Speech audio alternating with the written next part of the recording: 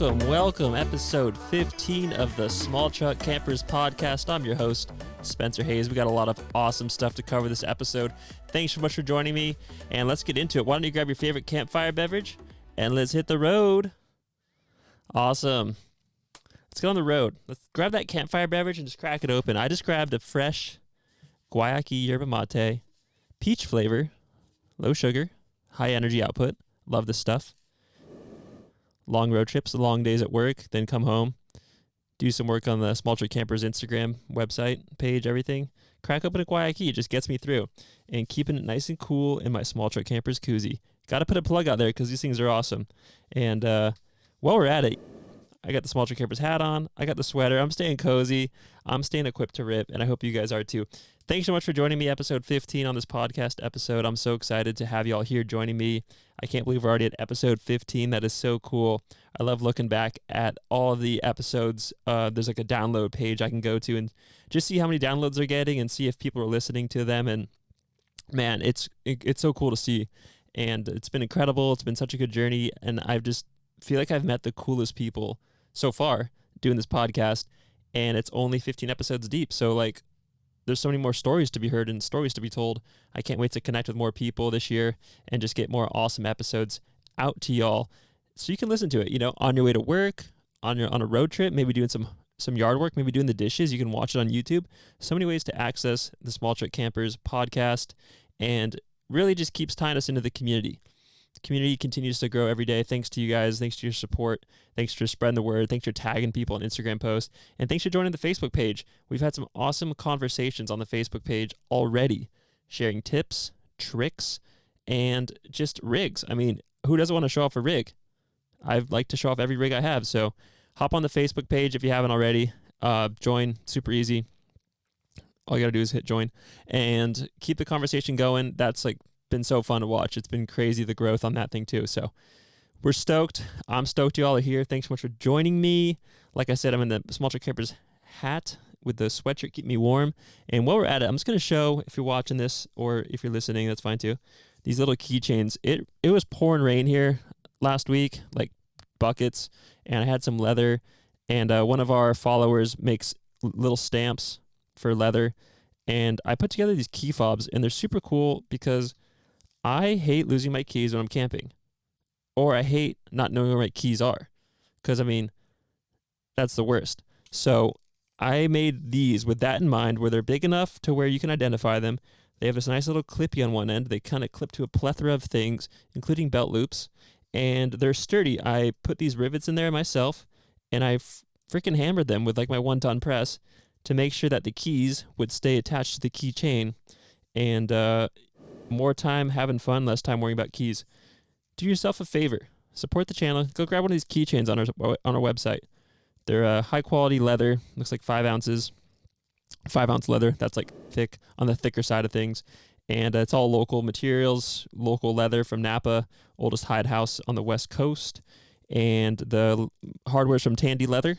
They've been around forever. And then the stamp is from one of our followers. So a homegrown product. And I wanted to share that because I'm super stoked on these. And they're embossed with the old Equipped to Rip motto that we here at Small Truck Campers like to live. And they come in natural, which is undyed. They come in black. And they come in brown. And I dye them all myself. I do everything myself. I go buy the leather. I dye it. I cut them out, stamp them, poke holes in them, put rivets in them, and call it good. So yeah, I want to put that plug out there. Love seeing the stickers go out. Love seeing the merchandise go out, and it really helps. Wow.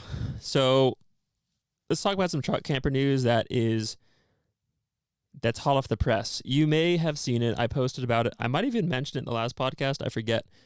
Lance Campers announces a mid-size truck camper. Rather, they're bringing it back. I believe it's called the 805, which is, I mean, come on. That's like the best name. That is the best area code, and then they're going to name it camper off of it. And it's designed to fit mid to small size trucks. And I did a little digging because I was curious. I was like, that sounds pretty sweet. And I just Googled 2024 Ford Ranger payload capacity, and they're bumping that thing up to around 1,800 pounds max. And that's obviously with different options, maybe 4-wheel drive, maybe not. I'm not really sure. And the Tacoma payload looks like they bumped it to 1,600 pounds. So I'm thinking like small truck campers, I feel like this is our year. Companies coming out with smaller campers, smaller trucks are getting able to handle heavier payloads, and it's just so cool to see the industry react. I mean, we've been on this trip for a while. We've been into the Tacoma thing, we've been into the obviously small camper thing. And, the struggle was finding new companies that made campers to fit our trucks. That's why we went the whole Craigslist, Facebook Marketplace, old stuff, revive it route.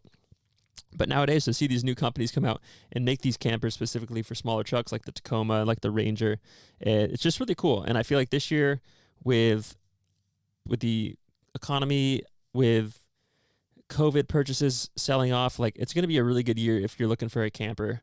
If you're looking to buy one, I feel like this is a really good year. There's going to be deals to be had. Used stuff is coming back down in price.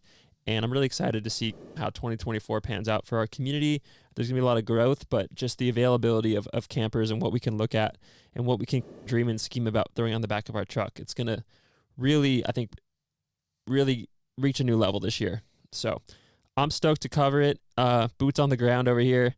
Hopefully get some more interviews lined up with some manufacturers. And I'd love to keep visiting manufacturers, doing some video tours, and we already have a few people lined up for the next couple weeks. So super stoked on that. So yeah, I thought that was cool news. The Lance Campers, look into it. Truck Camper Magazine did a little article about it.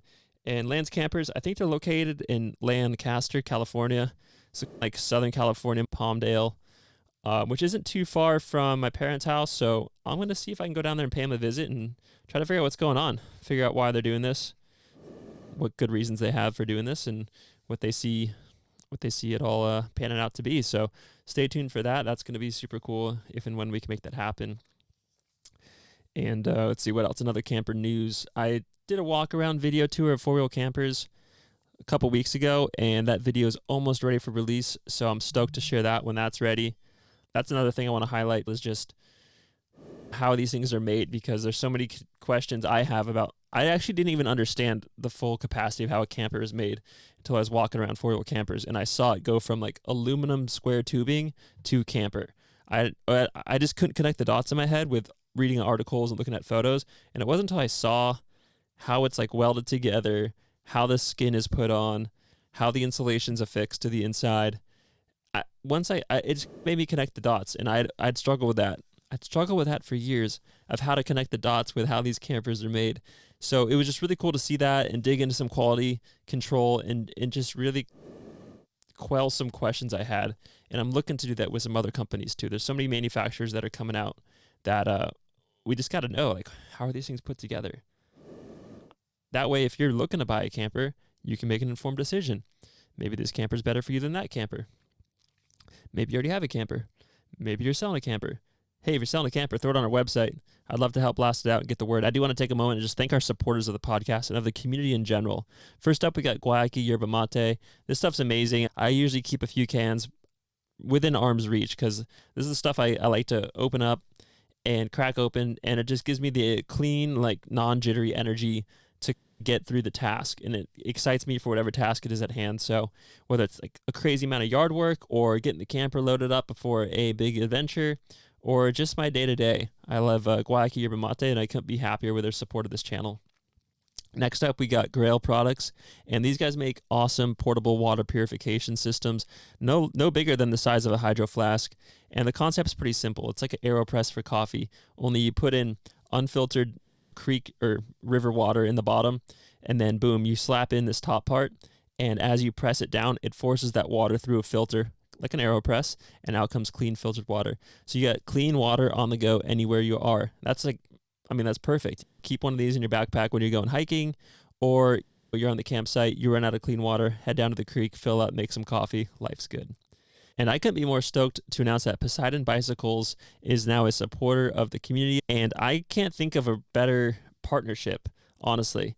These guys are based in Los Angeles. They have direct-to-consumer bicycles, voted best gravel bike under $1,000, and what's better than rolling up to a campsite than hopping on like a nice gravel bike just to get the scenery, get the sights in.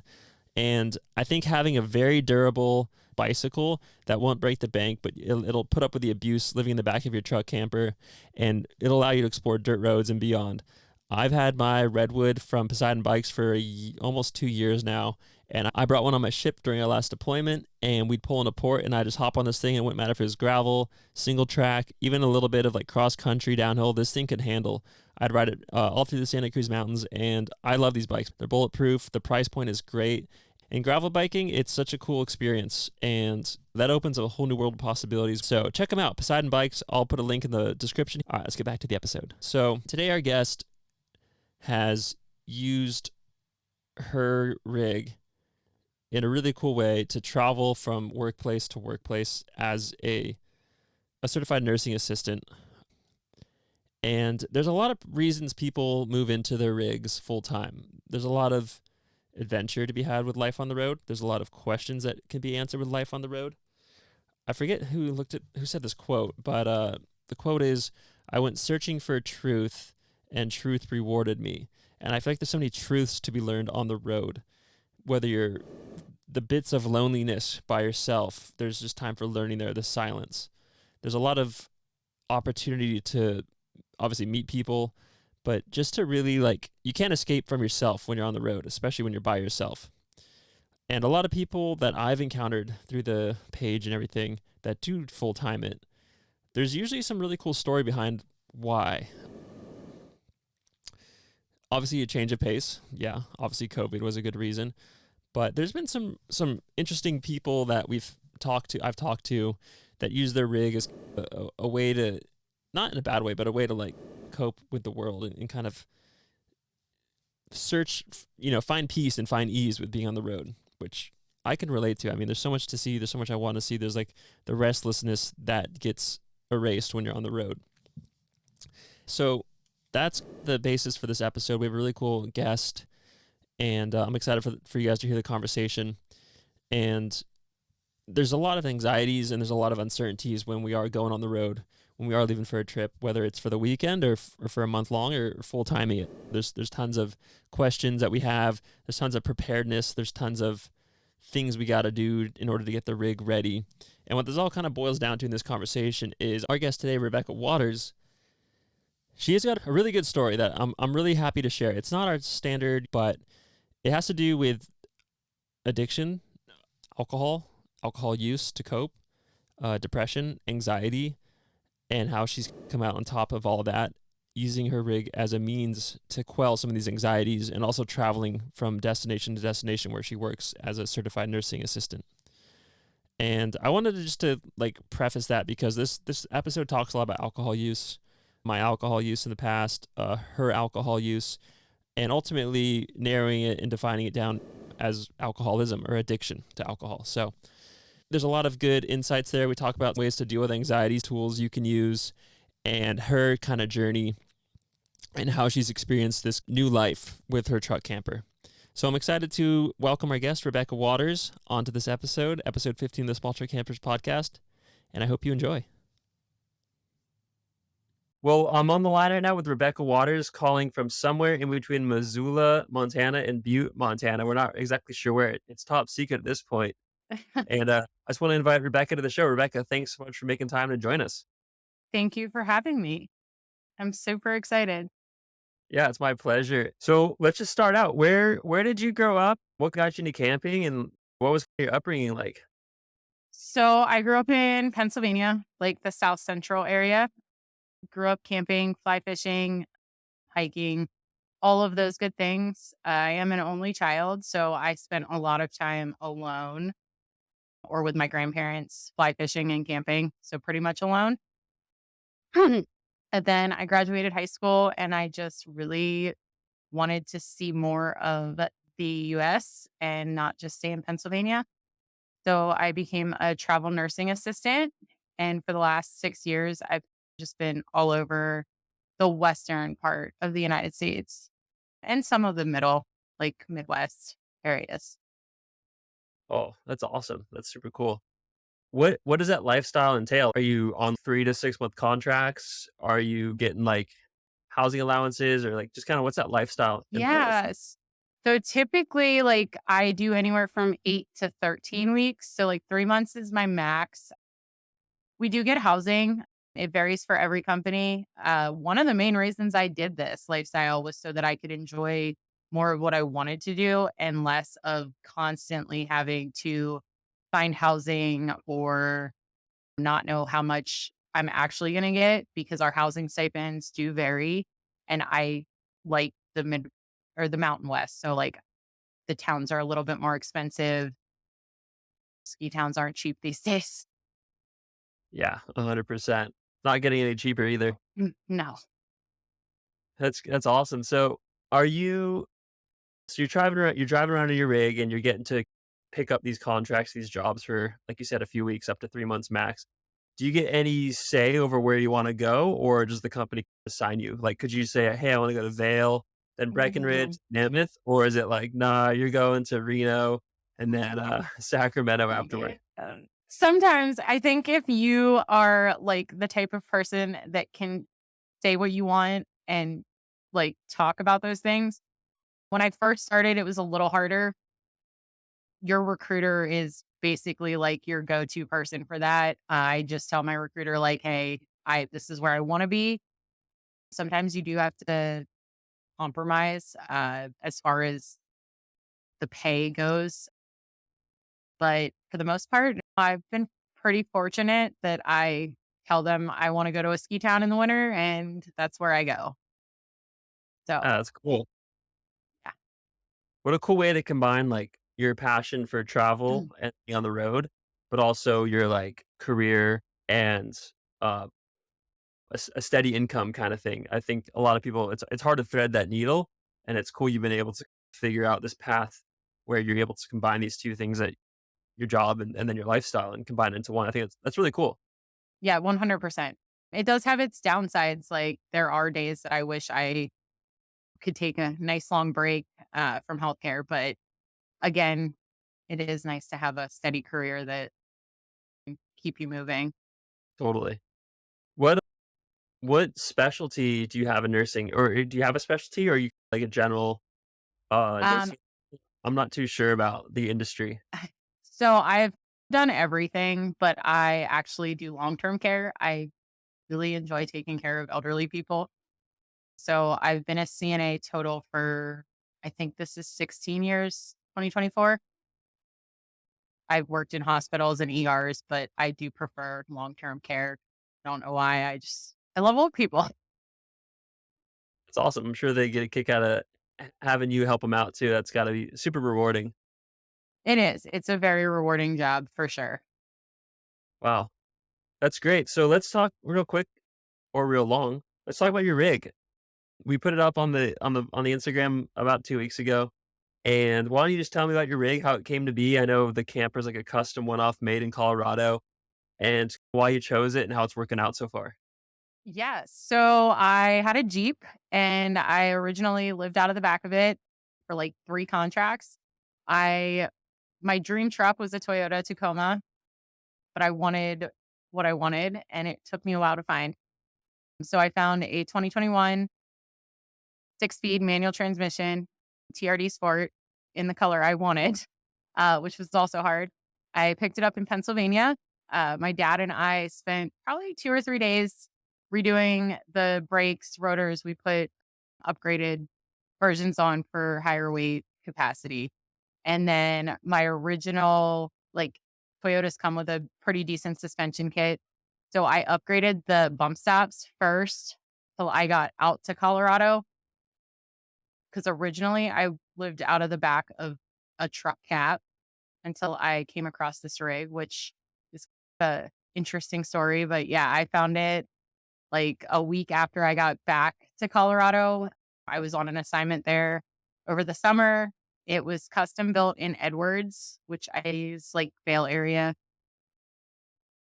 And the guy just happened to be moving to Pennsylvania, where he was from, and wanted to go to a good home where somebody would use it like he did. And I got a really good deal on it. The Tacoma beds are very hard to fit when it comes to like custom campers. And this Yeah. camper just happened to be custom built on a 2020. So the bed size was the same. The wheel well wheel well length was the same.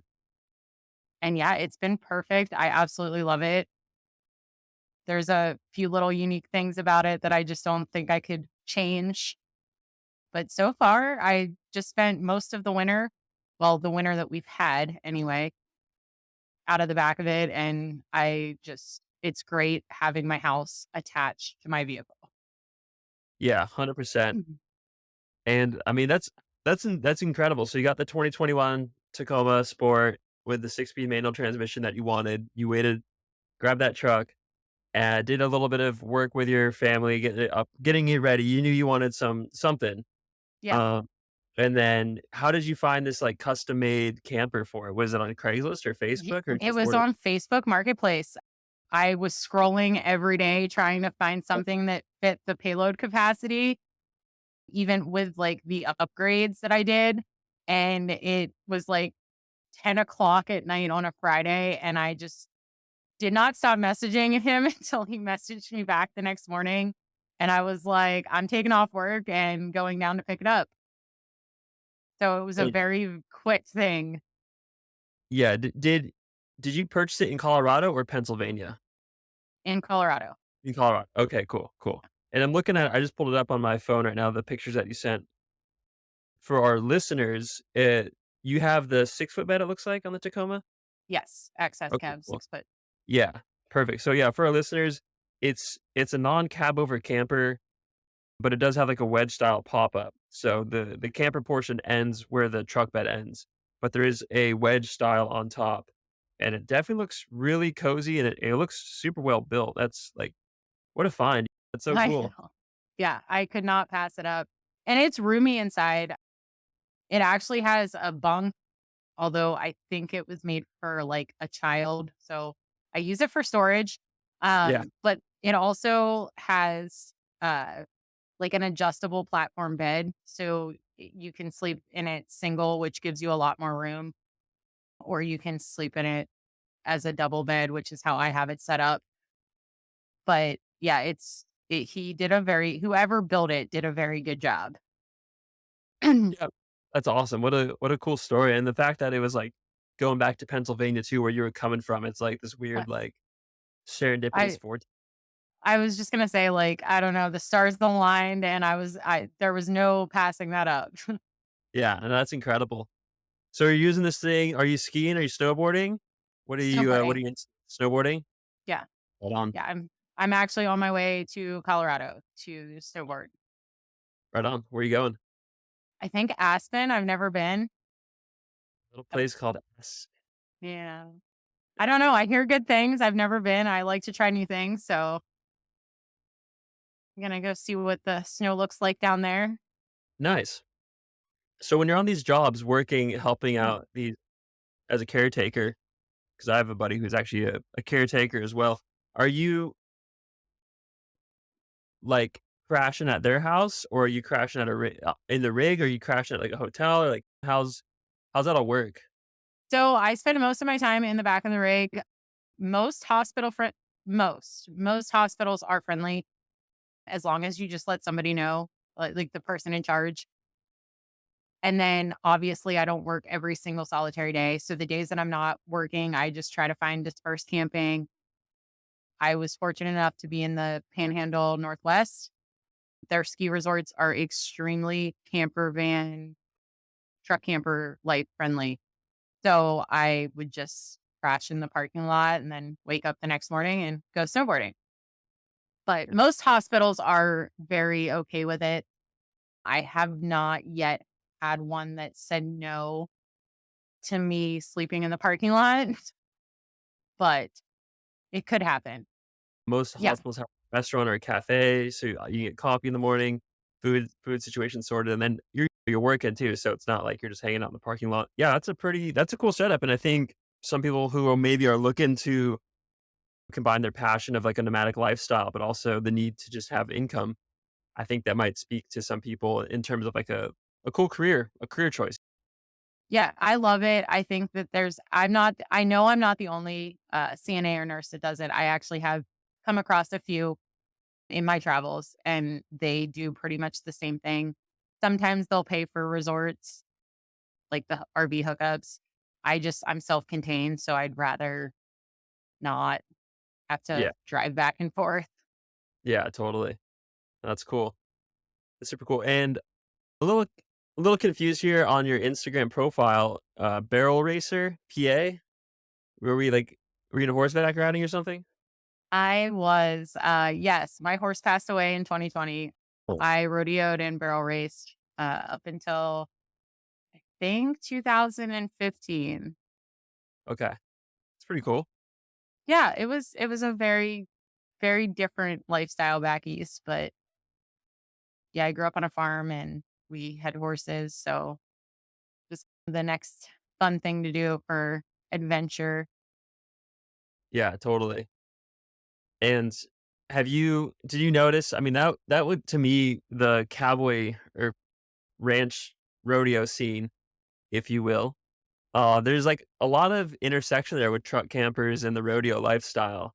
Capri Oh, Campers obviously comes to mind where they're always sponsoring like professional bull riders and stuff. But it's cool to see like people with their rigs towing horses and they have a camper in the back too and just posting up for the weekend for the rodeo or whatever it is. A cool yeah. lifestyle. No, it is. I have friends that still do it. Although their campers are very different than Yeah. our. Yeah. It's like more like your house on the back of your truck. Yeah, for sure. But no, But I've never changed my name. That has been my Instagram handle, I think, like, since I was a teenager and got yeah. Instagram. So I always forget, and then people ask me, and I'm like, "Oh, yeah, I did that a long time ago." Yeah. Well, that's cool. No, I had to bring that up because I thought that was pretty interesting. I knew there's a story behind it. Well, also, I wanted to hear your story. I wanted to hear about your rig. But as we chatted a little bit, another reason we wanted to have you on the show today was just to talk about this other thing you got going on when you're not working as a nursing assistant or snowboarding. And it seems to me, just based on our interactions, like you have this alternate approach to life that maybe has helped deal with anxieties, or you're on this like wellness mission. Does that kind of sound like accurate? Yeah, 100%. It's pretty much my other passion. I Yeah. combined working in healthcare to mental health awareness outside of my 9 to 5 job, as you would say. I myself have suffered from anxiety and panic attack disorder and depression since I was 16. Not everybody is clinically diagnosed. I was, and it was a very long battle even after I became an adult. Substance abuse, alcoholism, things that I think a lot of us go through, especially when we're not really brought up to talk about those things. There's such a stigma around mental health, and nobody talks about it because of the stigma. So, my goal in life was just to help others in an alternative way.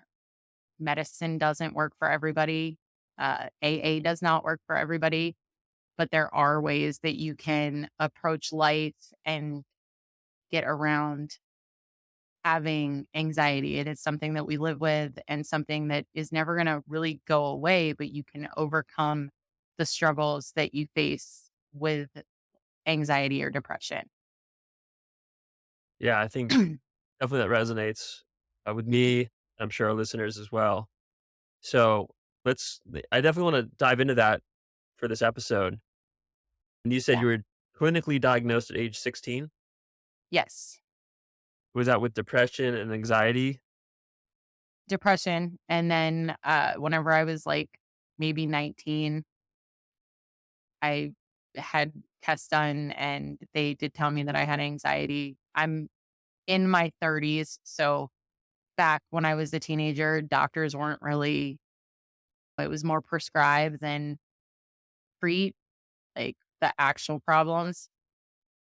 But yeah, so I was probably in my late teens whenever they realized I had anxiety and panic attack disorder. Okay.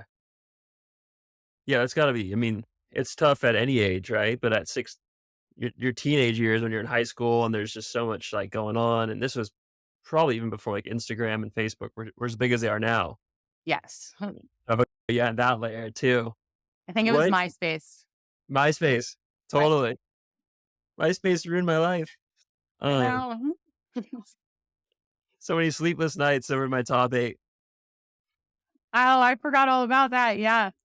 Good Yeah. stuff. Looking back then, what were some signs or what were some maybe symptoms that you experienced that at the time you're struggling with, but now you can say that was like anxiety or depression? Like, walk us through, I don't wanna say the signs or like the symptoms, but like walk us through your Right. experience with that. And I mean, we can touch I'd like to get into it and see how that eventually led to maybe, substance abuse and then where you're at now, because this is like a serious thing that's happening here. Yeah. No, I actually, I enjoy talking about it. I think that if it can help anybody, I'm okay sharing my story. So I was an only child. So self isolation was like a really big thing growing up because I did everything by myself. I think I started to really notice the problems whenever I was an older teenager, so like high school years older. I just didn't fit in. I didn't have that many friends. I was really content just like being by myself and doing things alone, whether it was reading or at the barn horseback riding. And I felt really awkward in situations such as like big classrooms or dances. And I just always felt like everybody around me was judging me, even if they weren't, which is a really big thing in anxiety. You just have emotions that you don't know how to process. And so, therefore, you think people don't like you or you think people are talking about you. And so, after high school, it just kept getting worse and I didn't know how to deal with it. My parents were not big on doctors or talking about that kind of stuff. I'm one of, I think, a few 30-year-old somethings left that was raised by boomers. So, like, that was a whole nother, you just didn't talk about this stuff.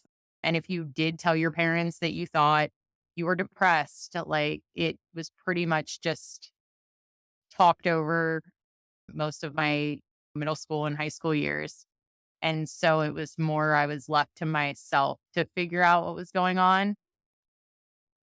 And those were like my biggest signs that there was something wrong, was just being, I was really okay self-isolating. Like it didn't matter. Like it didn't seem like it was a problem until it was, of course. Yeah, it was just, you know, the recent maybe decade, it's definitely made its way into the limelight, but before then it was there wasn't really depression wasn't really a thing, anxiety wasn't really a thing. It was just like how the world worked. Like, "Oh, you just need to like get some sleep and get a job tomorrow. You'll be fine." And I think a lot of like the soldiers coming back from World War II that were like completely messed up with PTSD and they just were like, "Oh, he's shell shocked." Like, there's no big issue there. He's just Right. it was all the shelling. And we've come a long way obviously since then. And nowadays, thank you for sharing that your story because I feel like these are the conversations that need to be had in order to make it be okay or make it r- take that stigma away that you were talking about earlier. Yeah. Yeah, no, and So, it's really yeah, hard for people to talk about because it is I mean, it's not embarrassing, but to people with anxiety and depression, they do feel like, "Oh, it's embarrassing to get help," or, "Oh, it's embarrassing to talk to somebody because they're gonna judge me or how I'm dealing with that." yeah, or like I'm not strong enough or like Right. I'm a failure or something. Yeah. So walk if you can, let's keep elaborating. Walk me through those years, and then into your 20s, or your mid 20s, and how it all snowballed or panned out. I pretty much just dove into alcohol. I'm from a real small town back east, and drinking just became, like, not your average like party phase we all went through in our 20s. I was using alcohol to cope, even though I would put a smile on my face and pretend like everything was okay when I was out with friends. And it just spiraled from there. I'd say I was probably maybe 25, 26 when I realized that, like, okay, there might be a problem, but overcoming that problem is a really big challenge, especially when you develop, okay, I was at the point where I was an alcoholic and I used alcohol to put myself to sleep at night and to get rid of the feeling of anxiety on a daily basis. And it took me years to overcome that. Not without help, of course. I did do a lot of the work on my own, but I'd say probably by like the time I was 25 or 26, I realized that I was no longer just going out with friends in their 20s, hanging out at the bar on a Friday night. I was going out Monday through Sunday. And one of the main reasons I left my hometown was to help myself get better, which took a lot of work. Yeah. Did you drive yourself into debt trying to keep up with the partying? I'd say yes. You'd wait for that Thursday night paycheck to hit at the bar. I luckily did not go down the road of a drug addiction, which is a lot more expensive. But yeah, I probably racked up a lot of debt trying to just basically drown my problems into nowhere because they're still there. They don't go anywhere. Yeah. You just think they do.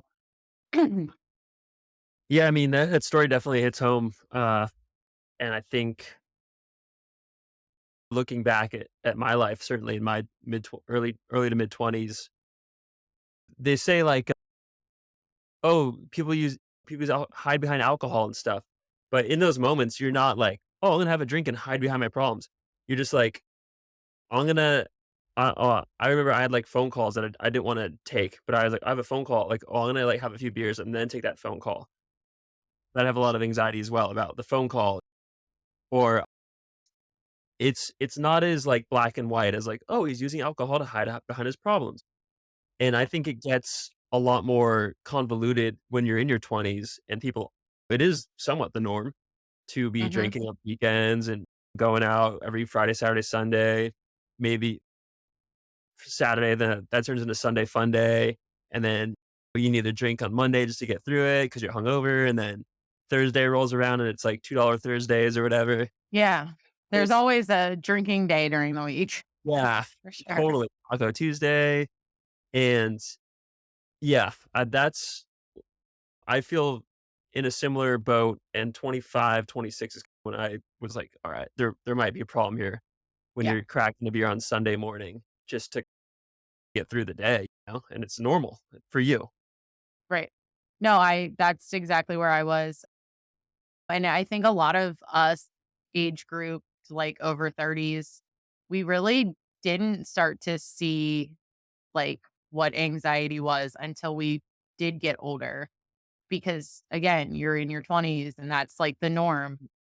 You graduate from college and you're still in that, like, go out to the bar on the weekend and party, and that's how you're dealing with all of your issues, but it's masked as going out with friends and hanging out and having a good time. Yeah, absolutely, and yeah, I mean, I remember I was at, like, a party that we had, and there must've been 40 people at this party, and I was, like, looking around, and I was like, "I'm surrounded by 40 people, and, like, I'm so lonely." Like, I've never been more Right. lonely because I'm just by myself, like, amongst these people. It was a really weird feeling, and Fake smile. I mean, that's 100% yeah, anxiety, depression. You just pretend that you're happy, but in reality, like the only thing you can think of inside is that you're alone and you're by yourself. And I'm going to end up that way yeah, in the end. scary, yeah, that's super deep, it's very difficult. You recognized it and you did something about it. So what were the first realizations you had, and what were your first moves to combat that? So I did go the medication route at first. I took anxiety and depression medications, which at first seemed to help, but they didn't. They made everything a lot worse, which some people do well with meds, some don't. I don't. I love to read, and I am a huge audiobook listener, especially whenever I'm cross country driving. And I started reading and learning a lot about mindfulness and how to be present in my life and use those tools to not fix myself, but in a sense, start dealing with the traumas and the triggers and what actually caused me to basically become an alcoholic who used alcoholism as a crutch for everything. So mindfulness was my big eye opener. I just realized that I can do better and I can change who I am and how I think about everything that drives me to drink because of my anxiety, if that makes sense. Mhm. Yeah, no, totally. So you're trying to attack. You said you tried the medication route, which is completely fine, normal. It didn't really have the best results with you. So going this holistic kind of way of mindfulness, which is that East Asian medicine? I don't know where you categorize that as. Definitely not Yeah, Western. no, it is. I think it is Eastern. I have researched it a little bit. A lot of the stuff in the tools that I incorporated are somewhat from the Buddhist type of Yeah, lifestyle. So I think it's like Eastern. Eastern roots. Yeah, for sure. Yeah. It's not Western. Western be like, oh, pills, pills. Okay. Here's some ADHD medicine. Yeah, that'll Well, fix you up. Get back out there. I'm Um, pretty sure that's what they called anxiety, by the way, when I was 16, because that was the first time I was ever medicated, and they actually did medicate me with ADHD medicine. like, oh my gosh, yeah. You just So can't focus. yeah, Yeah. I that's what it was. I had ADHD. I couldn't pay attention in school, and they gave me, I think Ritalin was the ADHD medicine when I was a teenager. So you're starting to get into this like wellness approach, and it is at this point you decide to leave Pennsylvania and leave your social circle a little bit behind. You need like Yeah, a chance. I left it all. So 2018, I did still struggle with alcoholism up until about a year and a half ago. And that's whenever I decided to completely and totally turn my life around. Like I dealt with every trauma. I mean, it's an ongoing journey. You don't just wake up one morning and you're cured. But about a year and a half ago, so 3 years into traveling as a CNA, I fully, fully went all in on mindfulness and holistic lifestyle and holistic wellness. And I really haven't looked back. It has definitely changed my life for the better. And it gives you a lot of really good tools to put into your own life when you're dealing with an anxiety attack or just everyday anxiety, because we all have it. I mean, living on the road is one of the biggest, I think, triggers for a lot of people that have anxiety. Traveling is not something that is always very easy, like, especially in the wintertime. I still get anxiety whenever I drive. So having the tools in place that I know I can use does wonders for my day to day life. Yeah. And I want to get into those tools here in a second, but I want to just ask one more question because I feel like the times that I've been in very stressful situations, especially with my job, and it did get to a boiling point when I did have to call therapy and see a psychiatrist. And up until I shared that story, I thought I was crazy. I was the only one, but I ended up sharing my whole story, and come to find out a couple of my coworkers had a very similar story. And then I realized, especially coworkers I looked up to that were maybe a little bit older, like a little bit more senior, had more responsibility. And it wasn't until I shared my story and they shared theirs with me, I realized like, okay, this might be more the norm than, or this might not be as like crazy as I think. And maybe I'm actually like not a one in a million type of case. I might be more kind of the norm, which I'm so thankful you're sharing this story, because I think maybe people that are listening that have been playing this mind game, like, is this something I'm worried about or is this not? They might be able to recognize some things in the story. So before Yeah. we move on to some tools that you've developed, I just want to backtrack a tiny bit more. You said up until about a year and a half ago, you were still had bouts of using alcohol as a crutch. What did that look like? How would you recognize that today if you saw like what did that look like? Well, it wasn't pretty. Uh, Yeah. I I cycled a lot, especially like dating life. Yeah, while we're on the topic, that was like one of my biggest triggers on the road. Dating is really, really hard in your 30s to begin with, or approaching your 30s. So I did not deal with, and so I was still definitely drinking to, I think, make myself feel better, even though I had already started using the tools to help myself get to a better point in life. And it just would spiral. And yeah, it wasn't pretty. But I think that was like, once I started traveling, that was one of the bigger triggers, is like, am I going to be alone forever? Who's going to want to date somebody that is a nomad and doesn't want to stay in one spot all the time? So obviously, relationships didn't work out quite well. And that was honestly whenever I made a year and a half ago, I just woke up one morning and made the change. I was in a toxic relationship that wasn't going to work out. I was using alcohol again to pretty much make myself feel better. And I had just had enough. Yeah. What were some changes you made? The first one was activity. I think for a lot of people that suffer from depression and anxiety, it is hard to it's hard to get motivated for all of us. I mean, we all have our moments, but when you suffer from anxiety and depression, it's even harder to get outside or become active. And activity is like one of the biggest tools that you have to use, because of the endorphins that it sets off and the energy levels, and all of those things tie into your mood and your brain receptors. So laying on the couch versus going out and climbing a mountain, you're going to cut your anxiety in half when you go outside and climb the mountain. I'm not telling you to go climb Everest. Start small. Yeah. No, that's great. That's awesome.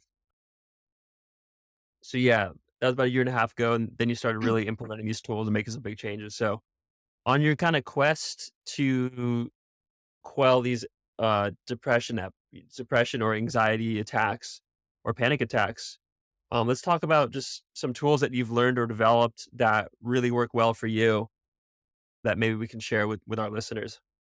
Of course. So one of my one of my favorite tools is meditation. And I know for everybody that looks different, or you have an idea in your head of what it looks like because you see it in a yoga video or on a television show. But really, it's just reflecting. So, like, stop what you're doing and close your eyes for 5 minutes or 3 minutes, however long it takes you to ground yourself. But that's like my number one every day. I probably use it twice a day, to be honest. But it makes you focus on like the present and not focus on what's here or what's there, because we have no control over that. You can't control the past and you can't control the present. So you have to focus on like what is right here in front of you. And it really does it like a weight, it feels like a weight's lifted off of you when you do it. So meditation is my number one. Use it sometimes more than twice a day, to be honest with you. Obviously, if you're driving, pull over to the side of the road. Don't meditate in the middle, right? But meditation is a huge tool in just dealing with anxiety day to day and even in the moment of an anxiety attack because it feels like you're having a heart attack. That's what anxiety makes you feel like. So that would be like number one. My second tool is breathing, and box breathing is very common. Some doctors will even suggest using it, but I use the 4-7-8. So you breathe for 4 and then hold for 7 and then exhale for 8.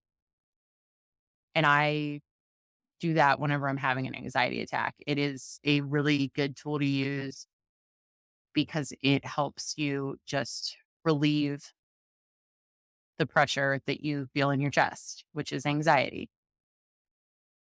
And it does mimic a heart attack. Like it does feel like your heart's racing. So any type of breathing technique that you choose to use would help that. I see. Yeah. I remember a while back, I think it was Tim Ferriss was saying, treat yourself to 3 deep breaths. I want to treat myself to like 3 deep breaths and calm down. And Kind of your bounce. phone or your watch, I mean, some people use Fitbits. Every watch, actually, I didn't know this, but it actually has it's called stress on it, but it will allow you to like do the box breathing or the 4-7-8 roll. I did not know that, but Really? I found a button the other day and yeah. So if you have a watch and you don't know how to do it or you feel awkward, you can use your watch to help you. Help It train. even talks to you. Wow. Yeah. Super Yeah. weird. Box breathing, it's got a couple words or a couple, s- some people call it combat breathing, stress breathing. And I've used that technique a lot trying to fall asleep, especially after very busy. If something's going on that's with my job, search and rescue related, getting back from that, trying to fall back asleep or trying to fall back asleep from a call that where you might have had to have gone out, but you didn't. Right. And Yeah. No, breathing is very important. yeah, when I was at boot camp for the military, you're so spun up during the day with go, go, go, go, go. It's really hard to fall asleep at night. And that's where I discovered box breathing as a way to calm your mind and fall asleep. Otherwise, your mind just keeps racing and racing and racing. Before you know it, it's 2 a.m., 4 a.m., 5 a.m., you're back up again. And I use it as I start with one breath in, hold it for a breath, exhale for a breath or a second. So second breathing in, hold it for a Yeah. second breathing out, a second of no breathing. That's the box. And then slowly work my way up to like as many seconds as it takes. So 1 second, then I'll do a round of 2 seconds and three and so on, so Yeah. on and so forth. Yeah. I was going to say, I think that's where the 4-7-8 rule came in too, because they like you count 4 and then you hold 7 and then you exhale 8. And I think you can repetitively do it in different breathing Yeah. sequences. Interesting. So these are some tools that you've developed for dealing with anxiety and panic attacks. Is there any kind of themes or like practices on more of a bigger picture in terms of like you're saying Buddhism a little bit, Stoicism that kind of have made you just kind of like take a weight off your shoulders a little bit? Is there any like teachings or anything you've leaned into? So I do read mindfulness.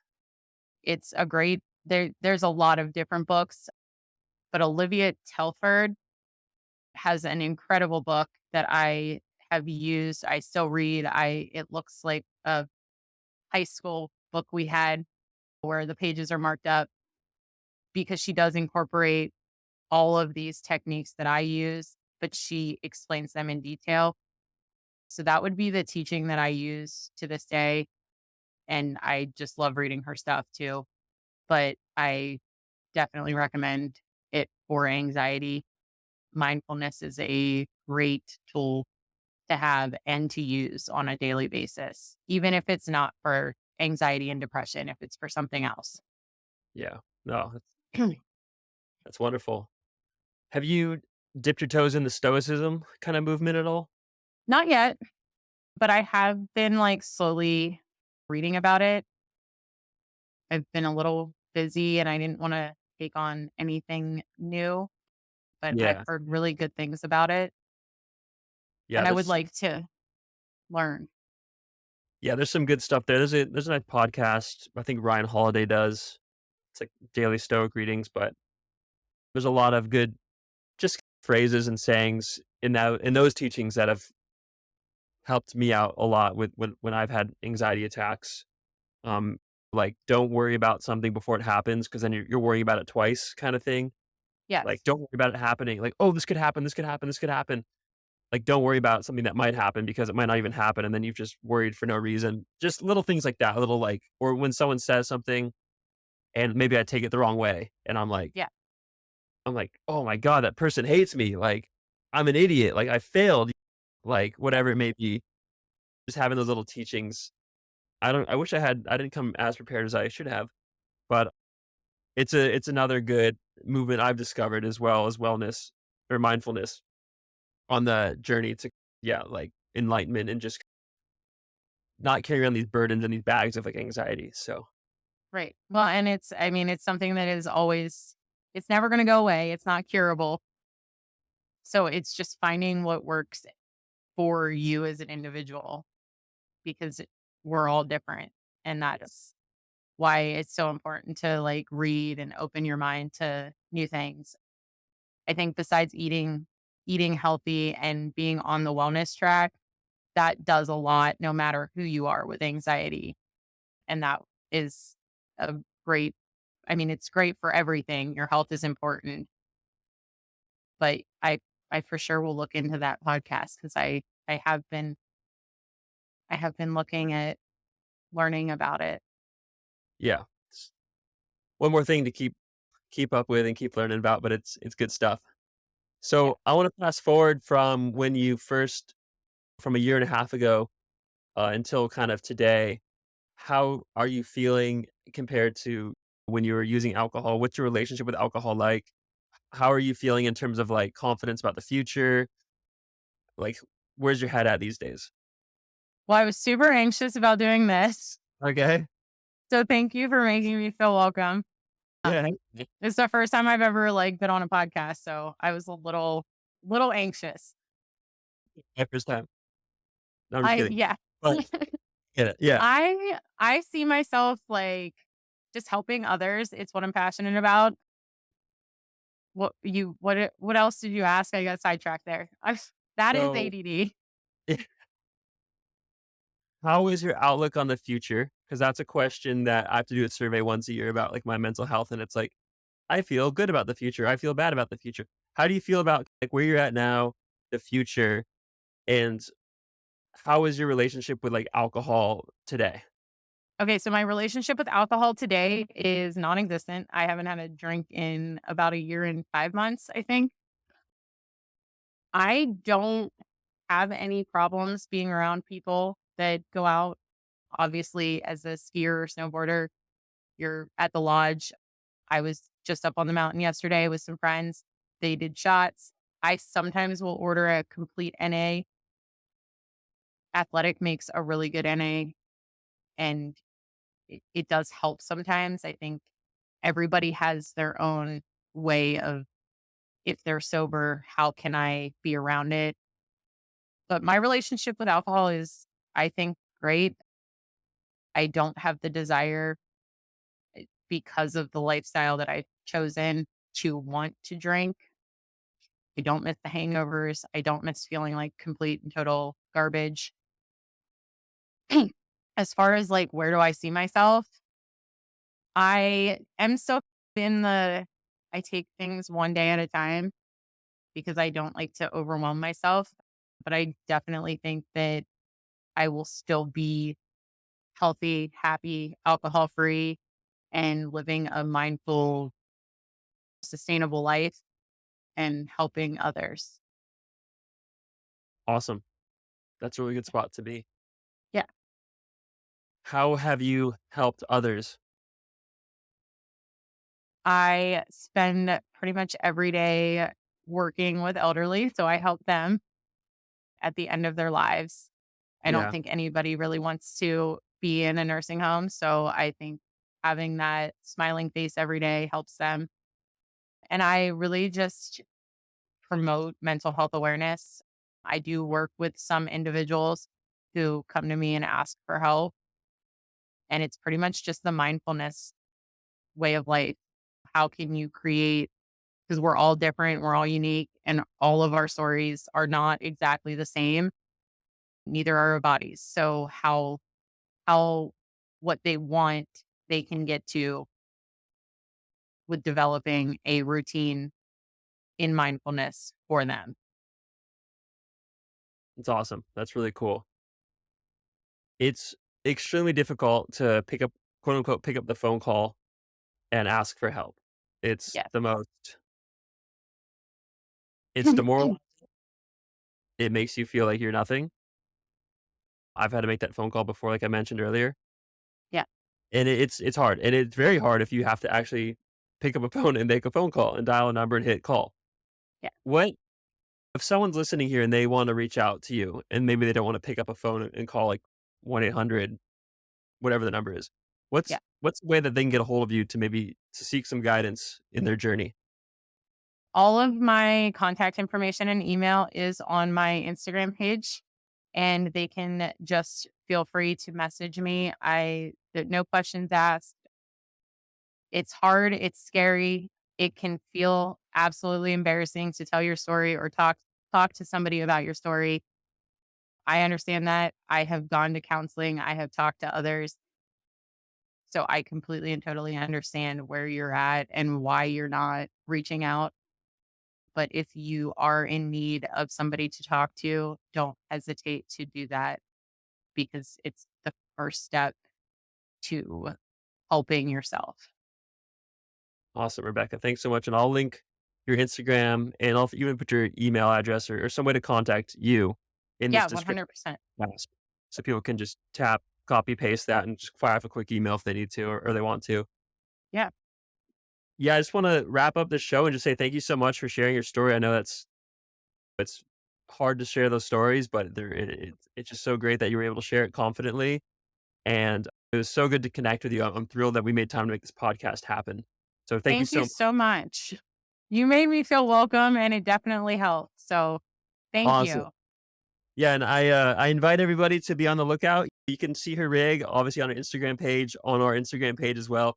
Be on the lookout if you're at a ski resort. Yeah, And say hi. come say hi to Rebecca. I make really bad coffee. She makes horrible coffee and drinks non-alcoholic beer. It's perfect. And Rebecca, thanks again so much. And we'll be in touch. And yeah, just can't wait to see how this journey keeps going for you. Thank you so much. Yeah, my pleasure. All right, Have a talk good soon. night. Bye. All right, guys, that was episode 15. Thanks so much for joining in and tuning in for the episode. That was like a really eye-opening and just a great interview we had with Rebekah Waters. She's got a lot of good takeaways. I hope you took something from that episode. I took a lot of that out of that recording, and it was really cool just to have her share her story. And those stories are hard to share, so hope you enjoyed it. And I couldn't think of any quotes during the podcast, but after I finished recording it, I did think of one. It's a Stoicism quote, and it's gotten me through a lot of times when I've had anxiety or uncertainty about what's happening. And the quote is this: "We suffer more from imagination than reality," or essentially saying we suffer more about thinking from things than what actually is going to happen or how it's actually going to be. So I think about that quote a lot. That always comes into my mind when I do have anxieties about something. I suffer more in imagination than in reality. And it makes my mind calm down a little bit and bring back down to earth and realize that maybe this issue isn't actually as big as an issue as I think it is. Until then, thanks so much for tuning in to episode 15. I'm looking forward to our next conversation. Until then, I'll see you guys on the road. Yee!